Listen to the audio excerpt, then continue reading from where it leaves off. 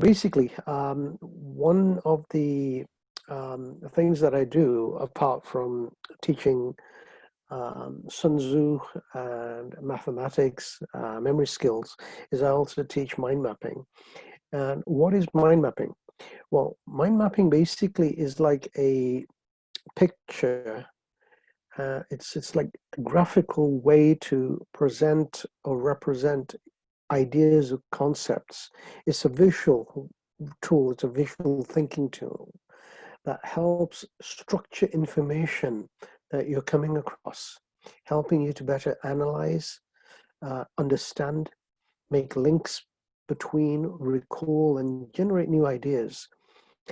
Um, it's a great idea, just as in every great idea, the power of the mind map lies in its simplicity. Okay, in a mind map, um, as opposed to traditional note taking, like a linear way. So, say for example, you're at university, college, school, wherever. People generally take notes like one after another. Okay, in a linear fashion. With a mind map, we structure it slightly differently. Information is structured in a way that kind of more resembles on how your brain actually works.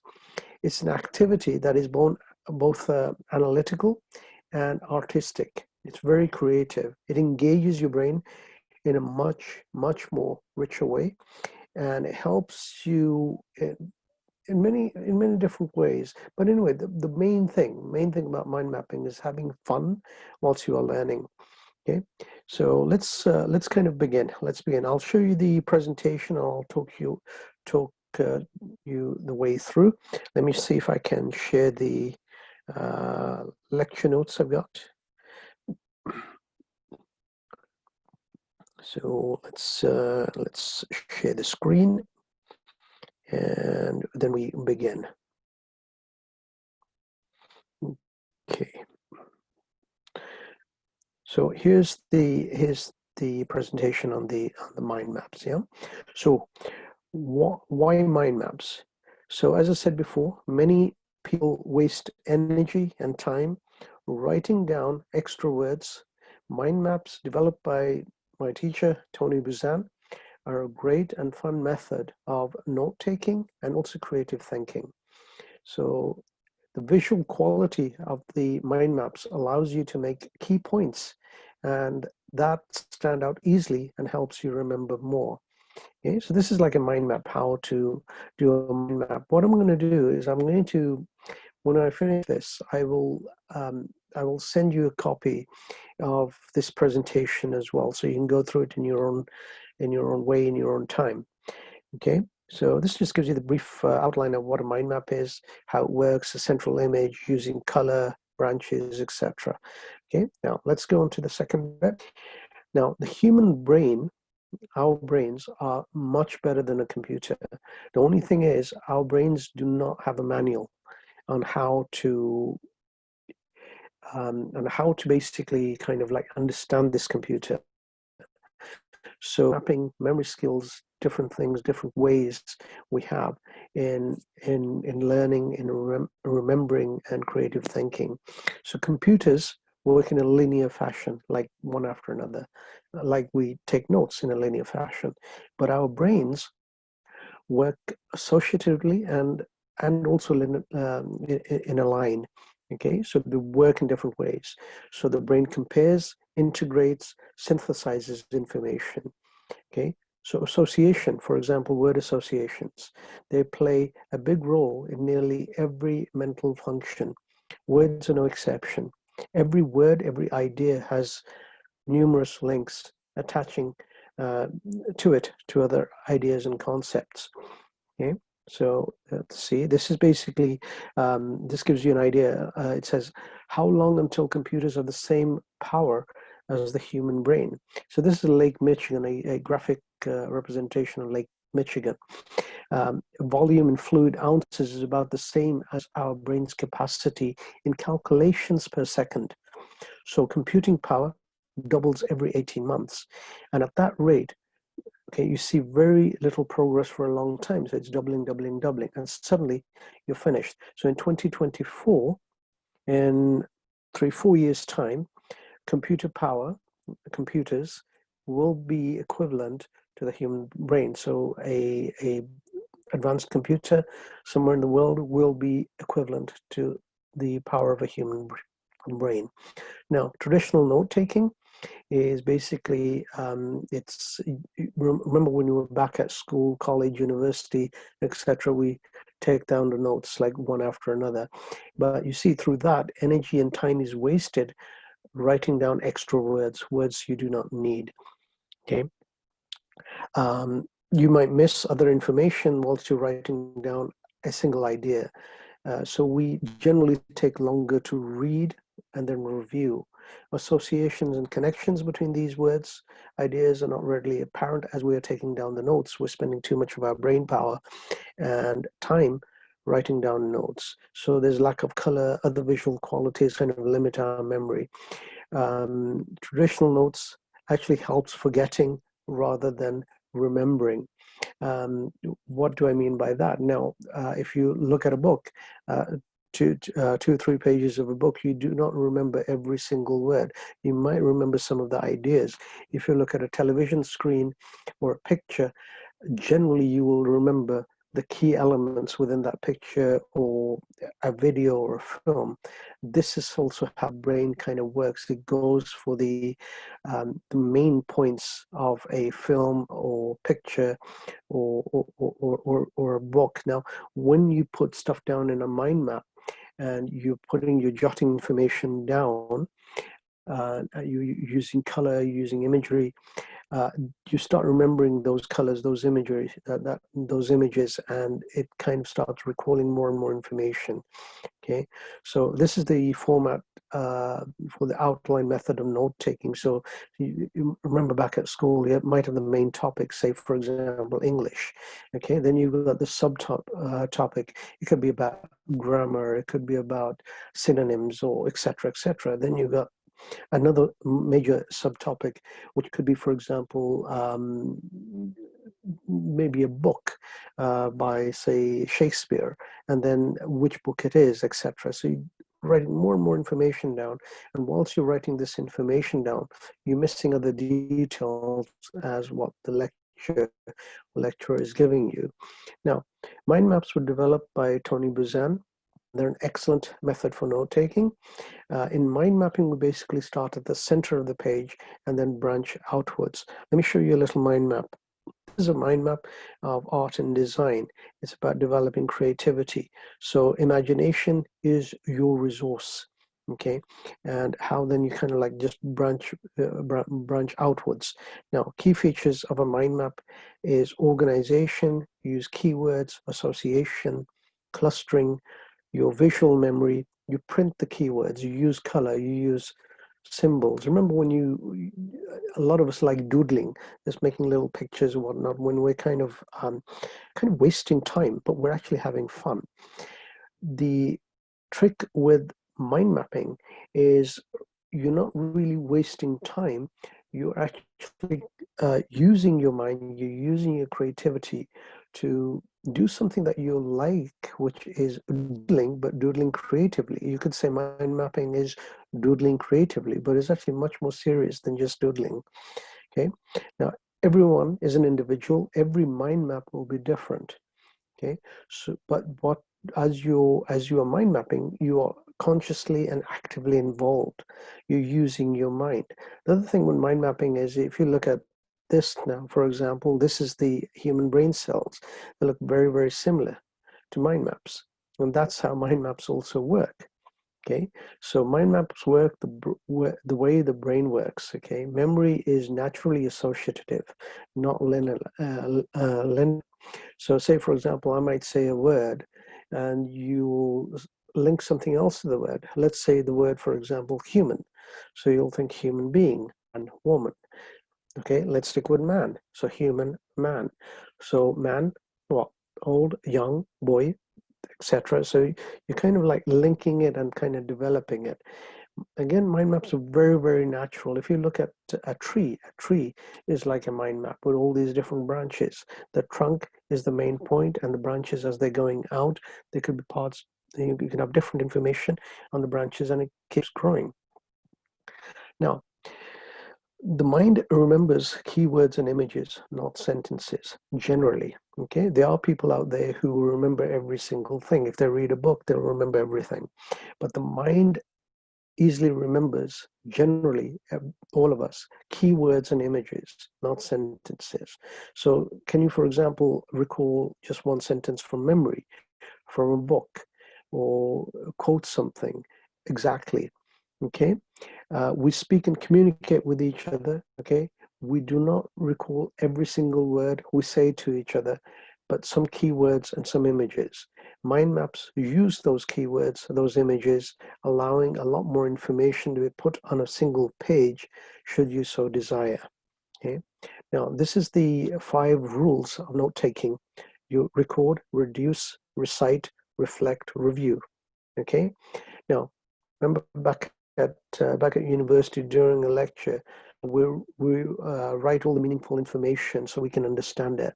Now, whilst we are doing that, we're actually wasting time. We're looking down rather than at a lecture. We're not engaged um, emotionally, I guess, with what is being said, and we're just putting things down logically, trying to understand this. Then we take it home and we kind of try to review it.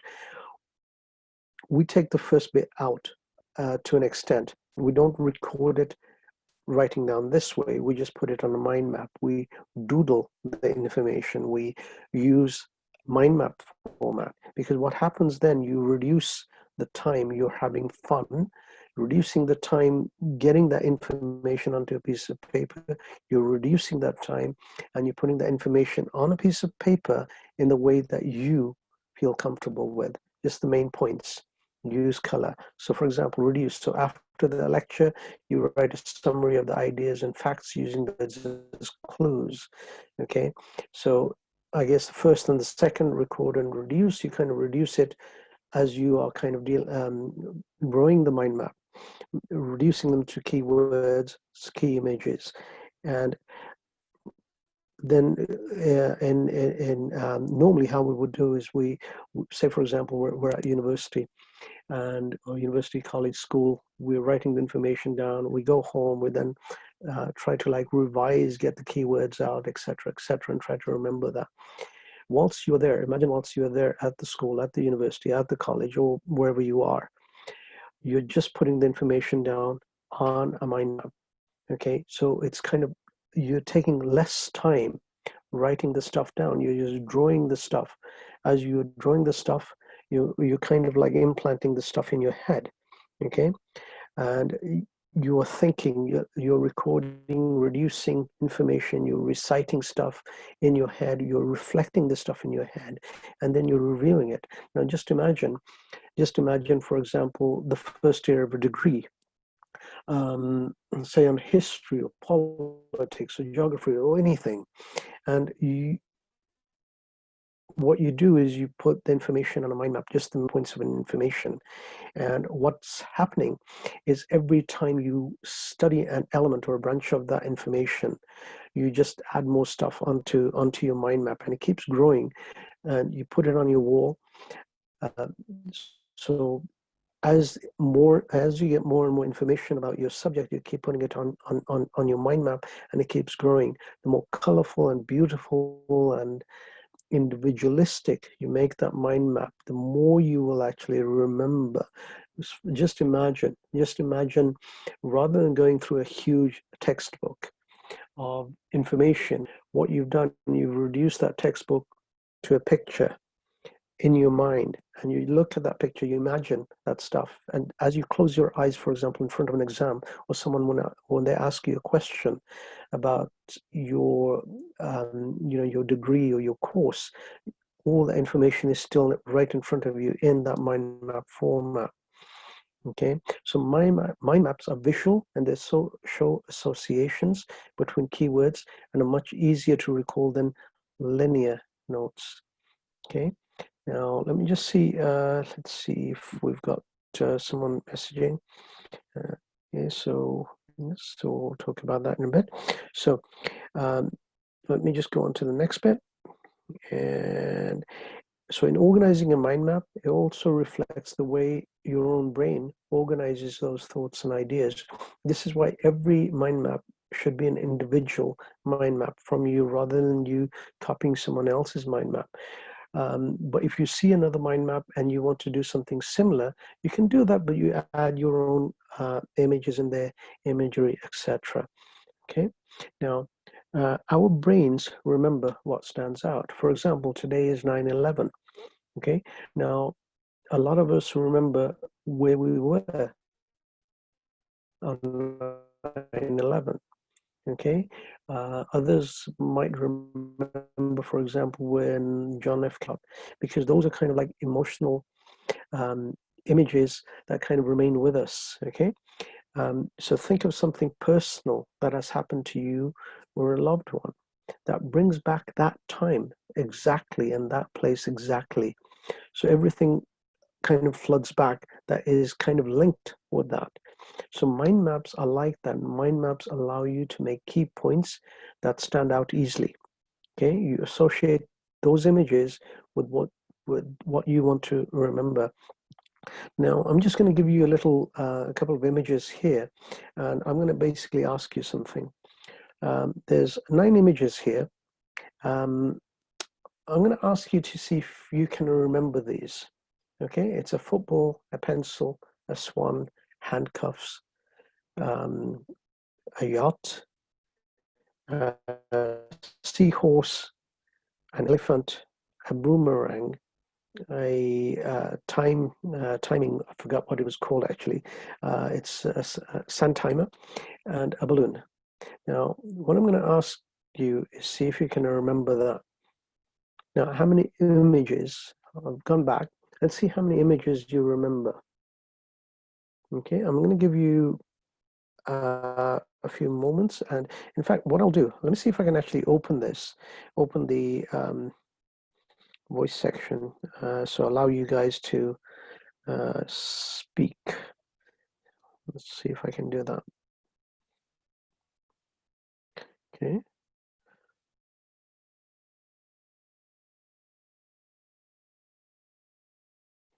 Okay, so we've got that chat. Okay, chat. So there are basically 9 images. Okay. 9 images, yeah. Let's see how many of you guys remember that.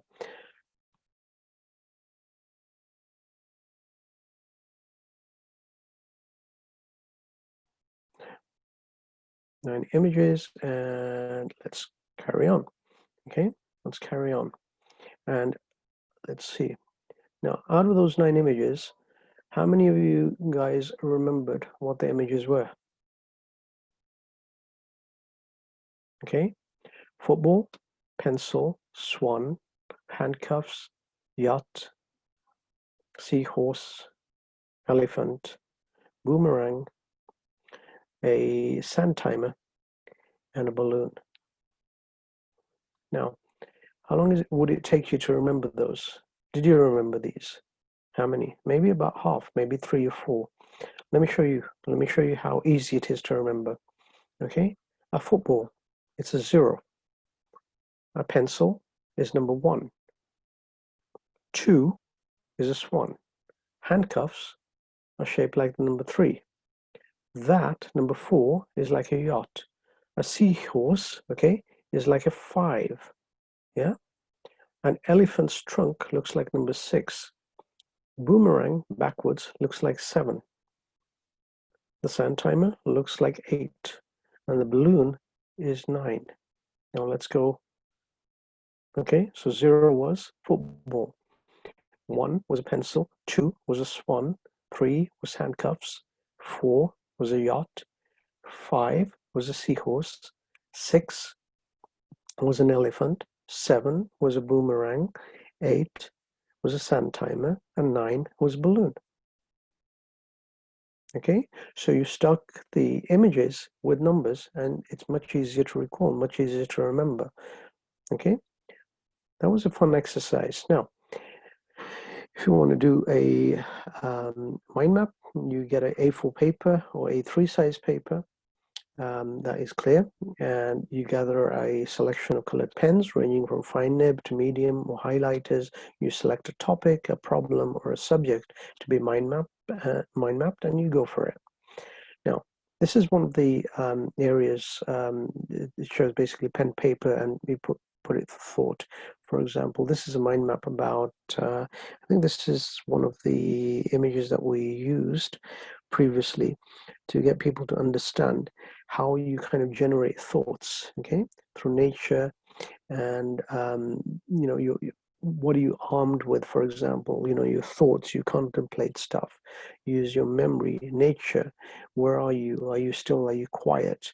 Or you as an individual, for example, how do you generate the ideas? Where do you get these references from? What's your talent? Are you making use of your talents? Then you look at something like exploring, okay, how you explore your own visions, your dreams. You invent stuff, you wish, your wishes, for example. Just put them on a mind map, and you keep like growing it. It helps you generate more creative ideas, much more creativity. Again, how to mind map. So we collect information. Say, for example, the internet now is very, very I guess saturated to an extent with information. But when you have a topic that you want to really get involved in, really want to study, say a topic like whatever, say politics, I guess, yeah. If you want to study politics, or you want to study religion, or you want to study history, aspects aspects of a battle, for example, you can put them on a mind map. You can start putting information on that on a mind map and keep growing it. But from this saturated information online, you need to find key areas which kind of meets your objective to what you are studying. So what you want to remember, and you just start putting those on a mind map, and you keep growing it. For example, now if you look at a business plan, how we generate business plans, or how we kind of grow our understanding of what a business plan is.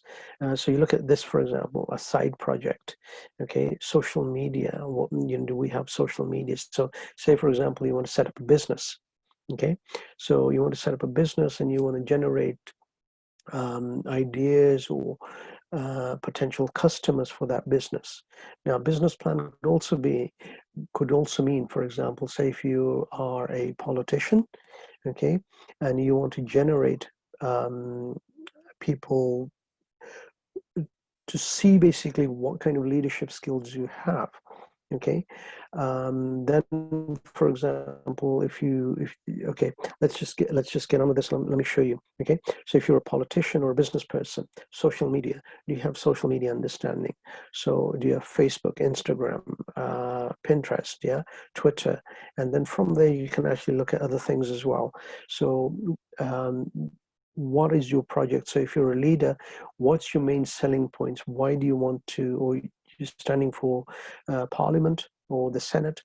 What are your main points? What is different um, that you have that other people don't have? What makes you stand aside, makes you the key person why people should come to you?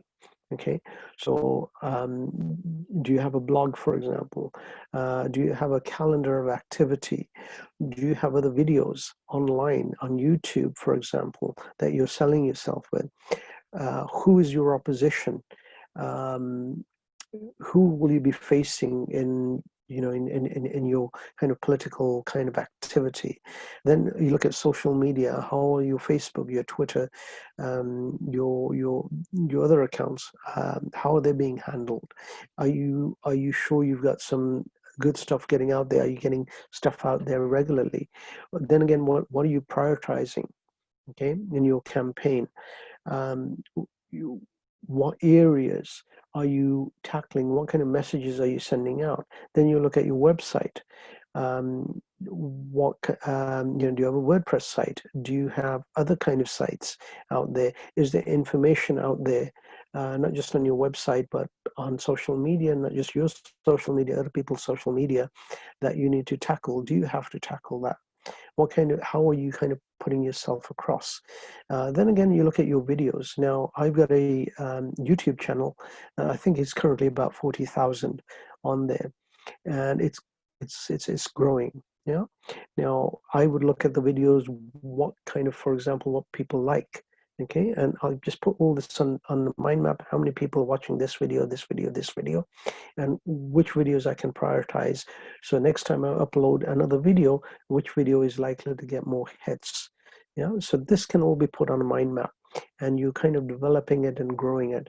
Now, how to mind map? So the key thing about mind mapping is you make the branches closest to the center thicker, attached to the image. Okay, place the basic ideas, chapter heading equivalents on the branches. As the branches grow, the thinner lines start sporting more data and keep growing and branching out. Okay, so remember this, for example. So there's the main point. These are the branches. Okay, the blue branch, the dark blue branch, the light blue branch, green branch, pink branch, orange branch. As they go out, the lines become thinner and you can put more information on there. Okay, so use images and color, be as creative as possible, and keep growing the mind map. This is a mind map on time management. For example, this is slightly different. This was done by one of the people online, and it just gives you information on why time management is important and what it can communicate to people. Okay, it's about clarity. It shows your effectiveness. You know what kind of work-life balance you've got, choices to make, etc. So again, using individual colors and your kind of special code to show people topics, themes, or dates, and to make them, everything you do mind map is, it needs to come from within you and from outside of you, and putting out the mind map, you're making it your own. That's the most important thing. Okay, this is a mind map about goals. One of the similar mind map we use, some of the lads in football, for example, want to be better. If you're coaching a football team, a cricket team, etc., coaching groups of people, now mind map laws. Yeah, so you start in the center with an image of the topic. You use at least three different colors. Okay, you keep drawing images, symbols, codes, dimensions throughout your mind. You select keywords and print those words, and as in print format, in the center using uppercase or lowercase letters. This again shows you a bit more details of as you're growing this mind map. So you look at this, for example, you use words, of course, you use lines, short lines, small lines, thin lines, thick lines. Of course, you're using the paper, you're structuring it out according to what you want to achieve. Okay, use lots of colors, use lots of images. Don't worry, I will give you this this I was going to say mind map. I was going to give you these notes to take away. And again, mind map laws: keep each word image separate and sitting on its own line in the middle or on the branch. Like this, for example, you've got words here, you've got key, you've got select, you got print, clarity, like that. Yeah. So connecting lines should all remain linking, starting from the central image. Remember how a brain cell looks, it kind of branches out. This is how you want to do this. So you make the lines the same length as the word and image, use colors, your own code throughout the mind map. Develop your own personal style of mind mapping. Use emphasis and show associations in your mind map. Keep the mind map clear by using radiant hierarchy. What that means is kind of like keep it in order to what you want rather than what something outside is trying to push you into. Because remember, the linear way of note taking, this is not that. This is about mind mapping. This is your own note taking, your own way. This is one of the mind maps that I did previously. Now, I have a hobby of studying the different strategy books. One of the strategy books that I learned, and I also teach this, is Sun Tzu, Sun Tzu's Art of War. Now, this is the first chapter of the Art of War. They've got 13 chapters. I've done most of the chapters as mind maps now, but this is the first chapter. And the first chapter is about leadership, it's about planning, it's about assessment. Now, the image right there in the middle is the image of a wolf, because to me, what a wolf means, it's basically you've got a lone wolf, a single wolf, but wolf is about nobility, it's about leadership. So that kind of how it kind of branches out. Okay, so that's just an example of a mind map. This will show you how a mind map works. So for example, I say to you an animal, and you say, okay, you link two words to it. An animal breathes and an animal moves. Now, next bit, what animal are we talking about? Okay, let's say a dog. Now, what does a dog do? It barks, it has four legs, it has a tail. Remember, animal and dog. Look how much information just on that. And there would be other words going through your head, how to link words to these. So animal, dog. Now, look at the next bit. Animal, dog. We're talking about sheepdog. What kind of a sheepdog? A collie. What does a sheepdog do? It works with sheep. A dog has four legs. A dog has a tail. It's a sheepdog. Sheepdog is a collie. Dog. Color is usually brown and white, black and white. And let's go on to the next one. Okay. Collie could be like Lassie. Do you remember Lassie? So what color was Lassie? Brown and white. Okay. It's a film character. Now, then you can talk about a film. I'm going to stop this specifically just this example here, but I'm going to ask you now, film character, you're Lassie. Is there any other film characters that you can think about, or animals, or just dogs? What about Benji? What about Cujo? What about these different kind of dog in films and dogs in films? 101 Dalmatians, etc. Let's go back to the idea of an animal. Right at the beginning, it breathes and it moves. Okay, what animal could we be talking about? We'll be talking about something else. A cat. We could be talking about a dinosaur. We could be even talking about a unicorn, an animal, fictional animal.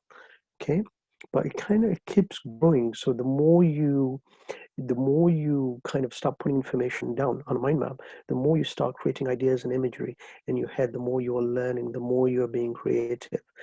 Now, uses of mind maps.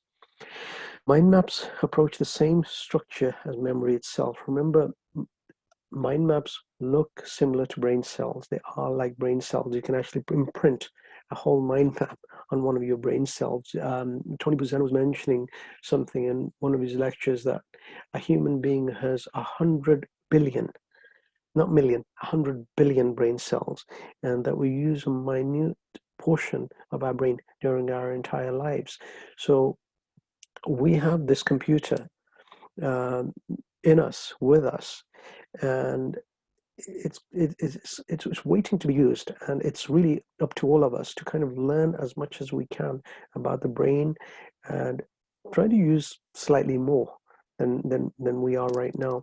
There's a very large amount of information that can be associated with a mind map. You can be creative, you generate new ideas, associations, and you keep doing that. Remember, it's not work, it's fun.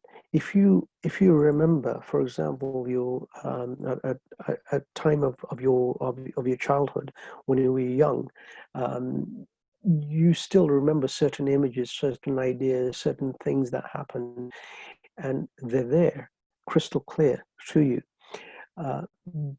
If you had times that were really enjoyable, you really love those times, there's a lot of information there. So what happens is the more you kind of generate ideas, think about something, the more these connections with one mind map, another kind of like increase, and your brain starts functioning much quicker and much better. Okay, this is one of the reasons I also teach meditation, and meditation kind of helps to relax and helps you focus and helps you open up to all around you, all around us. There's a lot of information that we can take in a way that would be beneficial to us. Okay. Now, use of mind maps, whenever information is being taken in, mind maps help organize it and form it into a form that is easily assimilated by the brain, and it is easily remembered. Mind maps can be used for a lot of things, but you can use it, for example, to remember books. So say if you want to read a book beforehand, you just make sure you get the main points of who are the characters in the book, or the main areas where this book is coming from, where it's going, and you can generate that onto a mind map format, even in your brain. You don't even have to draw a mind map. You can draw it in your brain. You can use it in lectures, in meetings, in interviews, and you can phone conversation, and you can generate ideas. Okay, through the more you study mind mapping. Now, how to mind map? Again, you need paper. What do you use? Images, colors, words. You use lines, thicker lines, thinner lines, organic lines, different size lines. You connect different lines as well. You can have different styles. You have fun, your beauty, personal. You can emphasize certain things in a mind map. You can structure it in a way that kind of benefits you and what you are studying, rather than what's being kind of forced on you. Okay. Creative potential of a mind map is useful in brainstorming sessions. So do you remember, for example, let me just show you this one. Yeah. Now, the mind map that I did here was about creative thinking. So we had chapter 1 of the Art of War, and it showed leadership, assessment, and planning. So I started generating ideas based on that, the first chapter of the Art of War, and other ideas started coming through, and I just started putting them in there, and it was fun. It's fun, and I carried on with some of the other chapters. So again, brainstorming sessions, you present your thoughts and perceptions in a kind of a different manner by using color and pictures. So for example, we think in kind of 2D format, I guess. Yeah. So on paper, with a mind map, it's 3D thinking, or even 4D thinking. What is 4D thinking? Four-dimensional thinking. It could be this. This is a mind map, for example, one of the mind maps I did with one of my class on something completely different, on hybrid warfare. So there was some people were talking about hybrid warfare against one country or another, and I wanted to understand what hybrid warfare was, and how it kind of how it kind of grew, and how it kind of works. So with this kind of hybrid warfare, we were talking about combination of conventional and non-conventional warfare. That's what hybrid warfare is about, non-conventional warfare. And what I ended up doing was making this kind of jotting this kind of mind map down. So this is just my first mind map on that. And what we did was we looked at a hybrid warfare. Hybrid warfare. Traditional warfare is about fighting an enemy physically and through militarily. Okay. Now every country has a military. We look at hybrid warfare, attacking a country or attacking a people in a different kind of way. So militarily, we just put that to the side. We look at a political angle. How do we attack a country politically? Okay. Now with the internet, what about information? How do we attack a country? Through information. How do we cause chaos? Through some kind of social activity against a country. Okay. Infrastructure, economy, etc. All this is about how to carry a war out in a different way. Now, why did I do this? Is to show people that within their own minds, within their own ideas, they can generate ideas that are dangerous. Was very, very good. Very good ideas, very bad ideas, but they can generate different views, different perceptions in their mind about a given thing. Like, for example, warfare. Again, that's to do with the art of war. We don't want to go through too much into that, but I'll send this through to you as well. So use of the mind maps, again, it's about recalling information also. So whenever information is being retrieved from your memory, mind maps allow those ideas to be quickly noted as they occur in organized manner. There's no need to form sentences and write them out in full. Okay, you just get those pictures in your head. You're kind of mentally remembering stuff. So again, you look at this. This is about leadership, positive influences. This is a mind map about leadership. So individuals, how they relate and what they relate leadership with, interpretation of leadership, common beliefs of leadership, influencing teams, needs, etc. So uses of mind maps, again, very important. Creativity. Whenever you want to encourage creativity, mind maps liberate your mind from linear thinking how other people think, or how other people should think, or how other people think that you should think, and allows you to think of ideas and ways to live your life much more creatively and in a much kind of better and wiser way. Problem solving.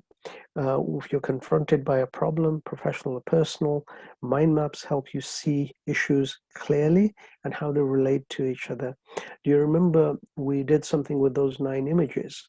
Now, when I told you 0, 1, 0, 2, 9, I bet every single image you still remember, and you still remember the number. Okay, the balloon, 9. 8 was the sand timer. 7 was the boomerang. 6 was the elephant. 5 was a seahorse. 4 was the yacht. 3 was the handcuffs. 2 was the swan. 1 was the pencil. And 0 was the football. You see how easy your mind remembers. Okay, so mind maps help you think creatively. Your own creative thinking helps you remember a lot more. Okay, so mind maps can be used for planning. It can be used for presentations. And I'm ending this here with an image of Tony Buzan, 1942 to 2019, who died last year. And he was the originator of the mind maps. So any questions now? Paul?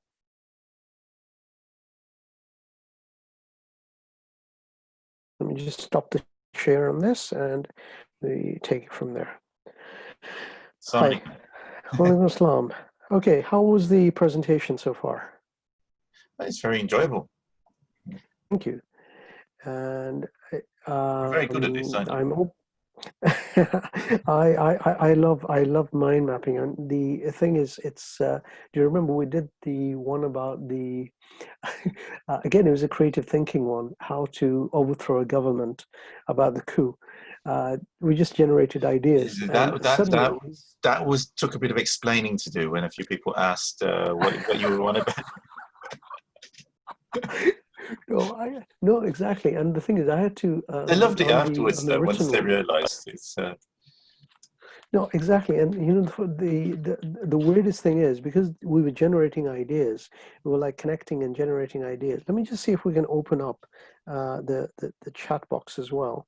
So do you want to unlock people from, like, what was it? Unmute people, unlock people, unmute people. Can't they unmute themselves? Oh, hold on. I can ask to unmute. Oh, wow, there's a Chinese lady somewhere as well, I think. Wonderful. MashaAllah, fantastic. Anyway, so the idea with the with the coup, it was just an idea on how to generate ideas from normal people, just normal individuals, to get them to think from the point of view of senior military leaders or senior politicians. was people who would likely carry out a coup. We were not encouraging a coup. But the thing is, by getting normal people, normal run-of-the-mill people, getting them to sit around a table and study certain ideas, you'll be surprised how many of their ideas were kind of like very similar to some of the not some of the key people who have carried out military coups or who've done some interesting stuff. But the final write-up, I had to delete 2 sections out of that because people generally should not know about that. And those ideas were generated not by myself. Those ideas were generated by normal people. And this is why mind mapping can actually be, to an extent, dangerous if need be. But this is why one has to practice meditation, relaxation. You have to kind of focus yourself about being a good person, a good human being, because like everything, I guess, things can be used in a negative way. So any questions, Paul, or anyone? I think that's we got a question coming through online. The question is, how long does it take to learn mind mapping? Okay, so yeah, let's see. So that's Jake. Okay, Jake, it takes roughly, mind mapping can be learned in a very quick way. It usually takes about 30 minutes to an hour just to get the basics of mind mapping up and running in your head. And then if you really want to get deeply involved in mind mapping and kind of like be more creative and much better, you're looking at about 4 or 5 lessons, roughly about 4 or 5 hours, about an hour a lesson. Let me just respond to, yes, I do that. Let me just respond. Okay, any other questions? Paul, anyone sending you questions on Facebook, or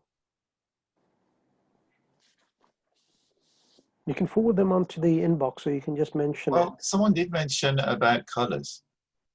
They're wondering what colours use, because you're always using lots of different colours, and they're saying, is there certain colours that you must use or certain colours you mustn't use when you're making mind maps?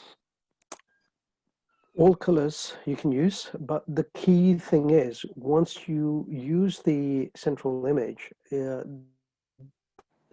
the colors you just around the image, like green,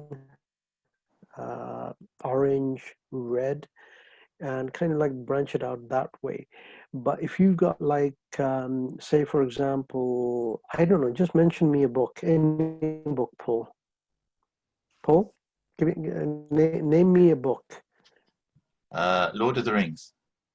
Lord of the Rings. Okay, Lord of the Rings. Now, if you've got Lord of the Rings, yeah, the first image that comes into my mind is the not Sauron. Is it the Tower of Sauron with the eye in the middle? Do you remember that? And Sword and yeah, Sight. so that's orange. That's orange, and that's a sign of a fire. Yeah. So you've got that there, and then you've got Lord of the Rings. How many Lord of the Rings are there? I think there's about 3 or 4. Now, I haven't really gone through all of them because they were too long for me. Okay. Now, but I still remember that. The other things I remember of Lord of the Rings, it's the ring. Okay. Now, what you could do, you could use the image of the ring, with the Tower of Siren in the middle. Yeah. And you've got now the different different kind of like the Shire, the something about the castles, etc. I have to like just have a quick read up on Lord of the Rings so I can actually develop that mind map. But rather than going through a 4-hour, 3-hour film or a 10-hour book, I guess, yeah. The films are good, though. They are They're beautiful. really I mean, I have seen them, but what I would do, I would actually look at maybe even a Wikipedia page on the certain film and get the main points and just plot the story out there, so I understand it before I kind of like go into it, or why did I want to go into it. But what would happen is I would already know a lot of the story by just looking at the Wikipedia Oh, page. well, what's the point watching the film if you already know the all the spoilers? No, Oh, you're one of you those guys. It's like no, one of the things, one as of long the as you don't things, spoil it for everybody else, that's the main thing. no. One of the things with kind of if it's a book, books are usually slightly different than the film storylines. The other thing is the reason you go onto Wikipedia or something similar about these big books or ideas is you need to know what you're expecting yourself. Now, say for example, a lot of us would sit in front of the TV and the information would just like come to us. We're not really expecting anything. We're looking at advertising, this or that, etc., etc. That limits our creative abilities to reason with what's going on. So even if we love the movie or love the book, we don't know what we're taking in. But if we know what to expect beforehand, we can anticipate what's coming in and how we're going to deal with that, whether we're going to accept it with ourselves or not. It's like, for example, I say to you now, and look how easy this is. Okay, Paul, just imagine, hold on, someone's come up messaging. I'll respond to this in a bit.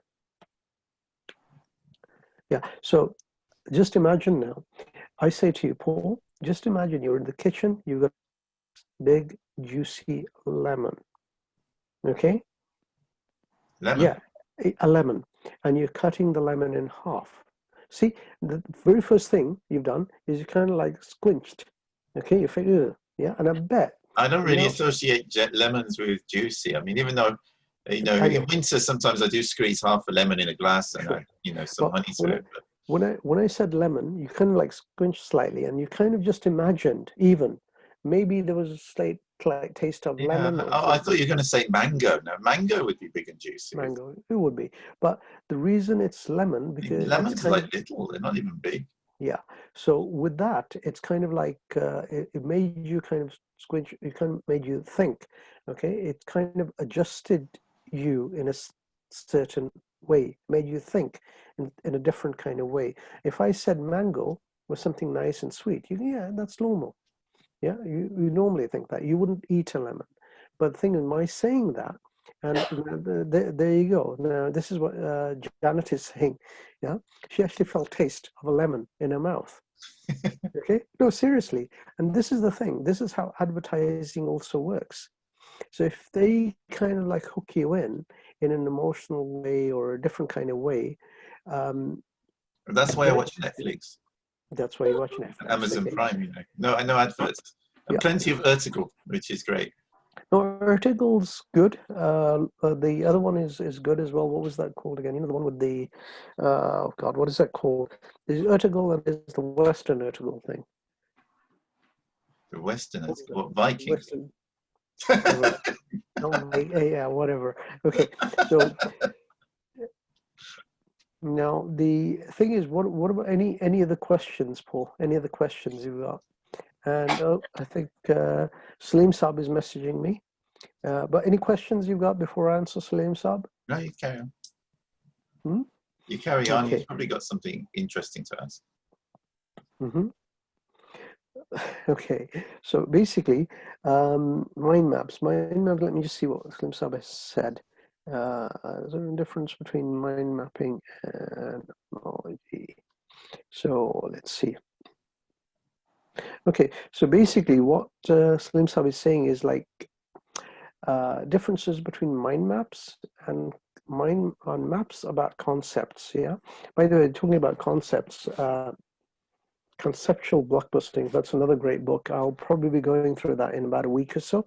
This is the book that I've gone through this week, and I do a course on this, by the way, and I am putting something down on something together on this as well. Now, differences between mind maps and maps about concepts or conceptual mind maps, okay, also called ontologies. Yeah. Now, a mind map has a kind of a radial structure. Okay, so it kind of like develops like from the middle outwards. The concept mind map is, so the mind map is basically like a brain cell and kind of branches out. The concept mind map, okay, or a kind of like a ontological mind map, I guess, is a mind map that is like a tree trunk. So you got a tree trunk and it kind of like branches out into a tree structure with many branches and clusters. I use both of them. I actually sometimes feel much more comfortable using the tree structure mind map rather than the brain kind of cell mind map, because I kind of like feel much more, I guess, grounded in certain ideas or certain concepts. So that's how I do that. The comment from Janet is, let's see. No, I can't answer that. Let me just send that.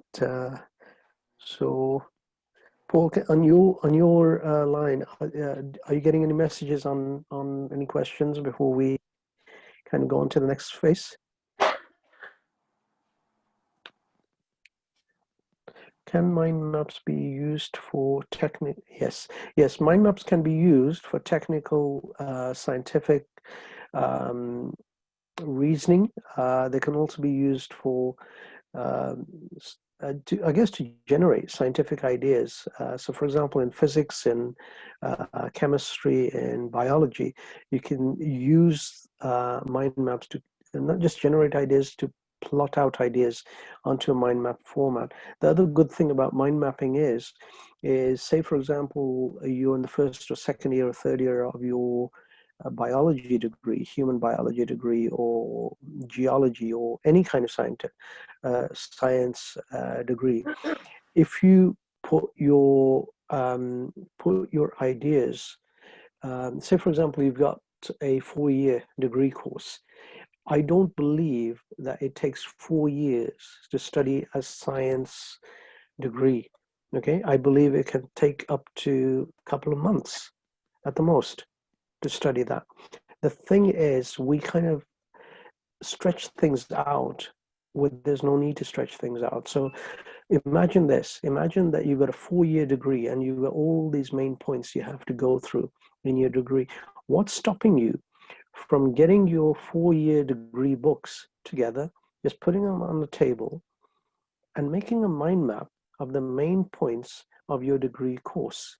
You stick that mind map on the wall and you just start adding information on there.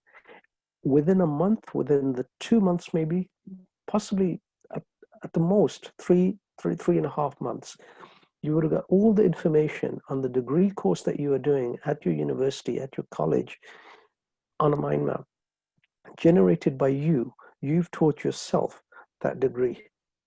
Okay, and you're just going through the system to collect a kind of certificate or a diploma or a degree at the end.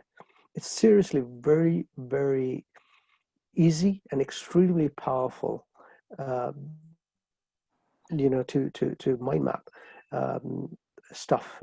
And the other thing is, if you've done that yourself, now just imagine you're a student doctor, for example, and I think it's 5 years or 6 years for a student doctor. I think the first few years it's usually a lot of academic work. Again, you put the stuff onto a mind map, you generate those ideas, and other ideas you might have on that mind map. You use the same books that your universities or colleges have given you. You put that onto a mind map. So would it be, just think about it, you've got everything on the mind map. Do you have to go through all of these tons and tons of books? You can also, once you get the main points, by the way, the other good thing about the internet is once you get the main points from those books and your lecturers or what to expect in the university course, you just Google the main points and you just build it. You build your own mind map. And 4 years, no, 4 years for a degree, you can do it in 4 months. And by the way, when I say 4 months, I don't mean like 6, 7, 8 hours of study every day, unless you want to. Yeah, you could do it about 1.5 hours, 2 hours maximum. Just build the mind map. 4-year degree, 4 months. 6-year degree, 6 months. Just a couple of hours maximum a day. And by the way, you're enjoying stuff. You're doing these mind maps. You're generating ideas. This is the way of the future. This is Oh dear, real Mohammed, learning. we've got a comment coming in here from Jason. And Jason, you can probably see. Jason said, "Oh my gosh, does that mean I can leave it all to the last minute and do it in the last week?" I mean, we would not recommend that, would we? But it's just, you Shut mean up, it's a Jason. useful tool. No, I shouldn't say shut up, Jason. Okay, no. I think this is one of your guys that you teach. Assalamu alaikum, Jason. Jason, you don't leave things to the last minute. Although I've done this myself, back at university, I've left stuff at the last moment, and usually it succeeded. But that doesn't mean it would always succeed. It's called what is it called? It's basically you. It's called a risky strategy. It's a risky strategy. It's a risky strategy, but it's a strategy. That is the most important thing. But you see, studying, when you're studying something, your idea is about studying. It's work. Okay. The reason you want to leave it to the end, because it's not fun for you. What you're studying, what your degree or your courses, you're not really like enjoying it. Okay. To make it more enjoyable, just stop mind mapping it. Mind map it out. Draw, doodle, have fun, have little music playing in the background, watch a cartoon. Honestly, the other thing is, one of the most effective ways of studying is if you study for about 15-20 minutes and you watch a 5-minute cartoon. Yeah, seriously, just to kind of bring yourself down a bit. You get more information inside you. Now, just imagine you're just making this beautiful mind map. Okay, and you're building this mind map, you're actually enjoying it. Your time will go past without you even knowing. I've done a mind map, 5 hours it took me. My wife had to say, she's going to basically take my pens away and not my crayons, my felt tip pens away. Yeah, my crayons. Yeah, if I don't come enough food. It's very easy to kind of get into a I know certain what to frame get of you for mind. Christmas now, some Crayola. Crayola crayons. So that's thing. But Jason, no, I would not recommend you to, like leave everything to the last moment. If you carry on, as I think Paul forwarded you that section on meditation. So the more you meditate daily, by the way, you can meditate about 2-3 times a day, morning, evening, and I guess in the afternoon. It helps focus you to not leave things to the last moment. I think you'll be okay, but do not leave things to the last moment. Paul, Yeah. any others before we go? There was someone else mentioned something similar, but I think you've already covered it. Those last few answers, So, yeah, I don't think so. Well, I'm glad everyone's kind of enjoyed this, and we have some other people online as well. Do you want to accept their videos? Let's open their videos. Let's see if we can open their videos, and they can let's see if they can answer stuff if they want to.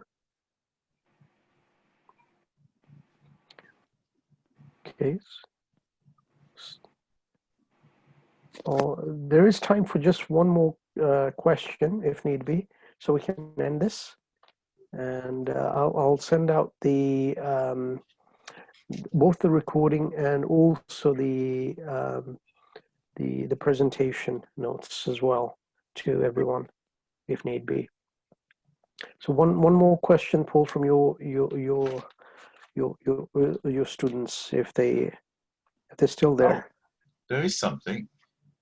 Can you use photographs in mind maps? You can use photographs in mind maps, but it's best to use your own creative pens and pencils and crayons and whatever to make those images, because you actively being involved in the mind map is better than you getting other information on there. So there's also programs for mind mapping online, very, very good programs for mind mapping online. But the problem with those is because you're not like using your own hands. Okay, you're not using your own colors. You're not actually using a piece of paper. It feels kind of different. It feels artificial. It feels like two-dimensional. So even if you're using lots of colors online, it feels two-dimensional. If you're using a piece of paper and you're writing stuff down, you're drawing, it's three-dimensional. It's you using this. So it's better. It's better not to use pictures or photos of things. I mean, you can copy stuff, but if you can copy with your own kind of handwriting, your own painting, your own stuff, it's much easier. Okay, is that all right? Yeah, they're happy with that. Then. Yeah, wonderful. Thanks for. I think people are just a bit lazy these days. You know, they don't want to try drawing themselves. You know, it's not pinning things on a piece of card or something. No, the thing is, it's basically. Let's see. Someone messaged me on. Okay. Here we go.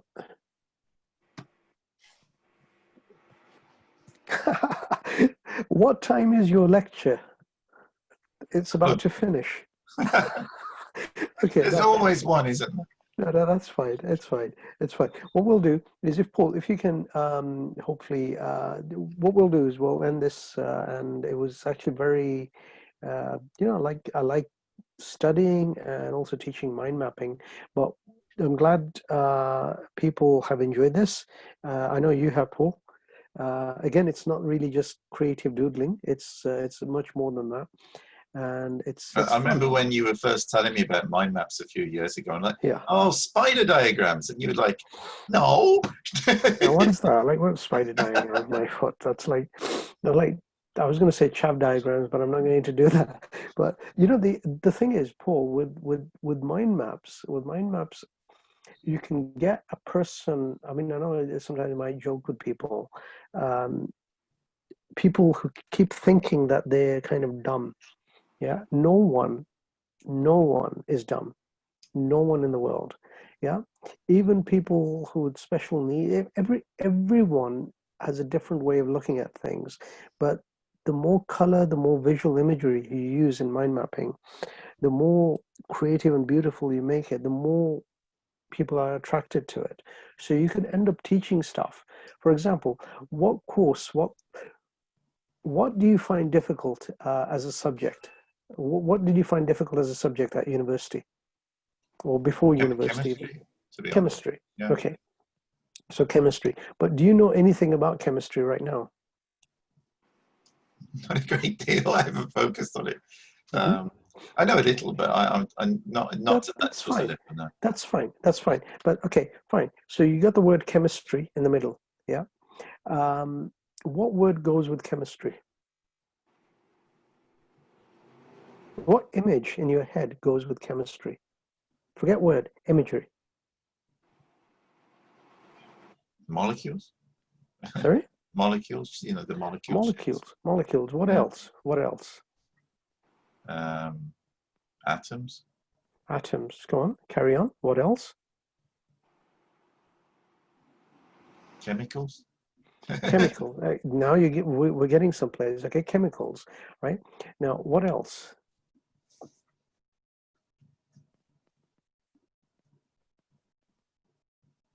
It's not really my area. Sorry? It's not really my area, so I don't really have a poison, maybe. I don't know, but it's not all poison, obviously. Water's a chemical. Water's a chemical. Okay. Now, biology is just advanced chemistry in a way. Okay. Shall I show off slightly? Yeah? Okay. Okay. Now, remember, I haven't studied chemistry at A-level. GCSE I've done. Now, chemistry, another image or a word that goes with chemistry is chemist or pharmacy, but that's a separate issue. Yeah. So you got chemistry. All right. You've got matter. Then you've got atoms, elements, compounds, molecules, substances, mixtures. moles and amounts of substances. You've got something else called, so that's like just one little branch. You've got phase, bonding, energy, reactions, ions and salts, acidity, basicity, so I think it used to be called, redox, equilibrium. Then you've got chemical laws. Then you look at the history, for example, maybe about here somewhere on the mind map, and you got definition of what used to be chemistry, or what used to be called chemistry. And then you look at the discipline of chemistry. Then you've got the sub-disciplines of chemistry. Then you've got chemistry used in industry. You got different professional societies of chemistry. Okay, you go back to industry, for example. Yeah. So, God. Oh, why don't you draw me a colourful mind map, Mohammed? No, I don't want to do that. I don't. It's already there. This is the thing. This is the problem. You see, the more mind maps you do, the more kind of like you start like. There you go. Now it's like coming back to me. Yeah. Guess what? The Royal Society of Chemistry. Right. What is that? Paul?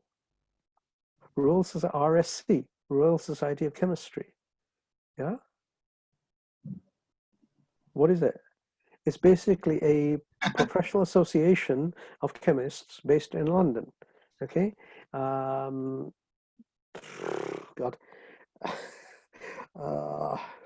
Let me just, I gotta look. This is the problem now. You see, because of that, I have to look for it now. Hold on. Let me just have it quickly. I promise I'll finish this, but I got to look at it. If I don't, it's going to stay with me. Royal Society of Chemistry. I think it is that. Let's see. Oh my God, there you go. See, Paul, now see what you've done. Now, it's the Faraday Society, the Royal Institute of Chemistry, and the Chemical Society that was formed in 1980 by the Chemical Society, Royal Institute of Chemistry, and Faraday Society that came together to be created the RSC, which is the Royal Society of Chemistry. Now, you know, the saddest and the weirdest thing is, what is RSC? This is what was, when you were talking about chemistry, RSC was going into in my mind. Yeah. RSC is also called the Royal Shakespeare Company, which is completely different. The Royal Society for Chemistry. I think I prefer that one. Royal Shakespeare. Well, okay, fine. Okay, if you prefer that, okay. Now you tell me what the Royal Shakespeare Society does. They oh gosh, I'm not No, getting seriously. now. No, do you see how do you see the power It's never of kind of, ending. That's the thing. We'll be here all night. It's no, exactly. It just goes zoom. Okay. Now, Royal Shakespeare Society exists in Stratford upon Avon and also in London. Yeah. Uh, you know, like shows like Matilda and stuff like that. They're currently being shown in the Royal Shakespeare Society and whatnot. They also do an educational program, believe it or not. They've got a Shakespeare learning zone. They got teacher resources and stuff, higher level, lower level education. They do school broadcasts.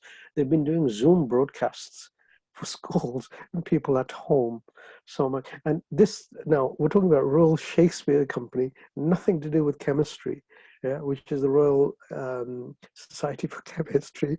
Yeah, but do you see how potentially your mind can actually there's so much information you can actually hold in your mind. of course, yeah, Yeah. Anyway, thanks a lot. Nice to be hosted again. And I think the next one we will do is the compound effect, how small changes in your life can build you up to be a stronger human being.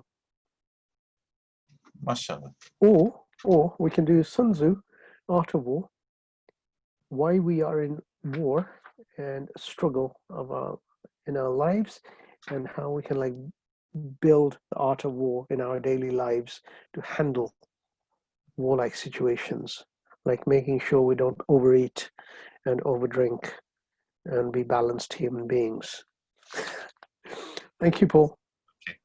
Take care. Assalamu alaikum. Bye. Bye Bye. bye.